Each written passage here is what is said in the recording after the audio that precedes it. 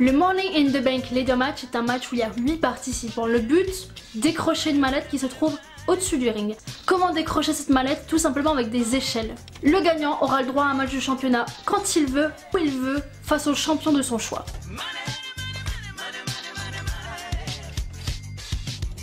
Le créateur du Money in the Bank Ladder Match est Chris Jericho. Ça se voit derrière moi, vu le décor, on peut se douter que c'est lui. Kane est le catcheur ayant le plus grand nombre de participations avec 7 participations pour une victoire. Quant à Christian et Kofi Kingston, ils sont deuxièmes avec 6 participations et 0 victoire. Lorsque le Money in the Bank Ladder Match a commencé en 2005, il y avait 6 participants. Jusqu'en 2007 où il y en a eu 8. Pourquoi? Demanda Vince McMahon. Pendant des années, le Money in the Bank Ladder Match se trouvait dans le plus gros show de l'année WrestleMania. De WrestleMania 21 jusqu'à WrestleMania 26. Le plus jeune participant à ce match est Jack Swagger, c'était en 2010, à cette époque-là il avait 28 ans. Quant au participant le plus âgé, il s'agit d'une légende, le Nature Boy Ric Flair. Il avait 57 ans lorsqu'il a participé pour la première fois au Money in the Bank Ladder Match, c'était à WrestleMania 22 en 2006.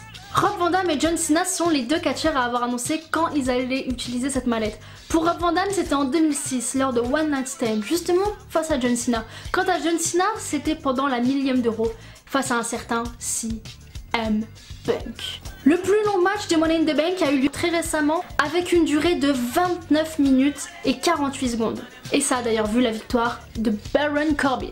Quant au Money in the Bank match le plus court, il a eu lieu en 2006 et il a duré seulement 12 minutes et 21 secondes. Et ce match-là avait vu la victoire de Rob Van Dam.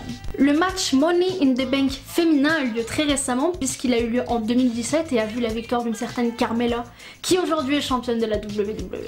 À WrestleMania 24, donc en 2008, il devait avoir 8 catcheurs pour le Money in the Bank Ladder Match. Seulement 7 se présentent sur le ring. Pourquoi? Parce que Jeff Hardy était suspendu à ce moment-là. Kane, encore lui, est le catcheur qui a encaissé le plus rapidement son contrat Money in the Bank et c'était en 2010 au bout de 50 minutes. Ouais, le gars il a pas perdu de temps quoi.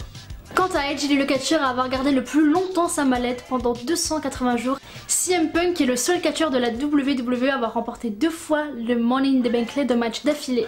Une fois à WrestleMania 24, une fois à WrestleMania 25, ce qui fait 2008 et 2009. Money in the Bank est le seul pay-per-view de la WWE à toujours conserver la même chanson.